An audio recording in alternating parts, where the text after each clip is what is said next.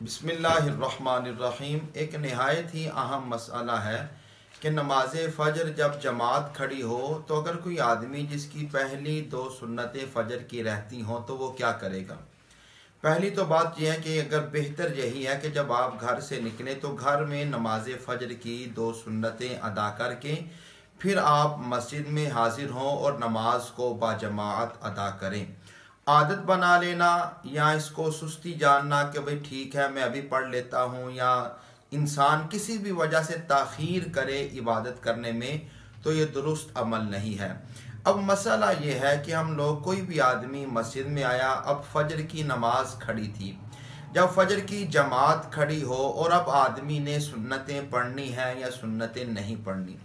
اس میں کچھ احباب تو ایسے ہیں جو بالکل اتنی شد و مد کے ساتھ منع کرتے ہیں کہ سنت فجر پڑھنی ہی نہیں چاہیے، بالکل سنت فجر کو جماعت کھڑی ہو تو پڑھنا بالکل ناجائز، اور پتہ نہیں کیسے کیسے وہ لوگ فتوے لگا رہے ہوتے ہیں۔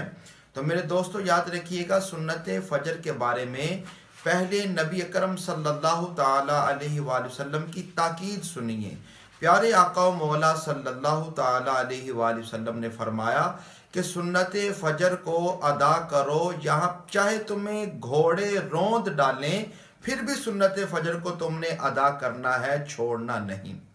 اب اس لیے احناف یہ کہتے ہیں کہ سنت فجر کو ادا کریں۔ اگر آپ کو پتہ ہے کہ آپ جماعت کے فرض جو ہیں وہ آپ ان میں شامل ہو سکتے ہیں، تو آپ فجر کی سنتوں کو ادا کر کے پھر جماعت کے ساتھ شامل ہوں۔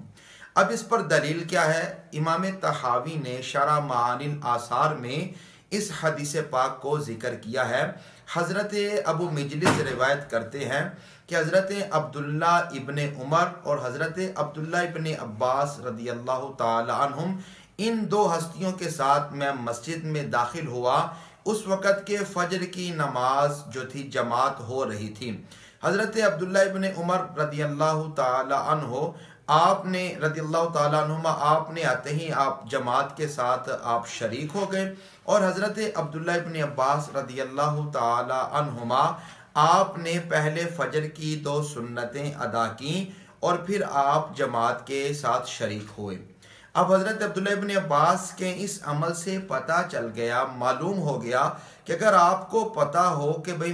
میں سنتیں پڑھنے کے بعد جماعت میں شریک ہو سکتا ہوں، تو وہ ایک طرف ہو کر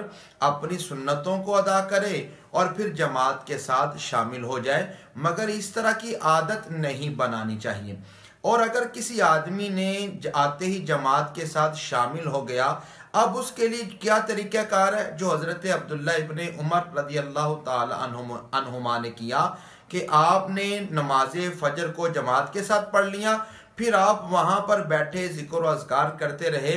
جب سورج طلوع ہو گیا تو اس کے بعد پھر آپ نے 2 رکعت جو سنتیں تھیں ان کو ادا کیا۔ تو یہ طریقہ کار ہے کہ اگر آپ نے سنتیں پڑھنی ہیں تو آپ سنتوں کو اپنی جماعت کے ساتھ اس وقت پڑھیں کہ جب آپ کو پتہ ہے کہ میں سنتیں پڑھ کر جماعت میں شریک ہو سکتا ہوں، اور اگر آپ نے سنتیں نہیں پڑھی تو پھر آپ فرض جماعت کے ساتھ پڑھ لیں، اور سورج نکلنے کے بعد آپ 2 رکعت سنتیں ادا کر لیں۔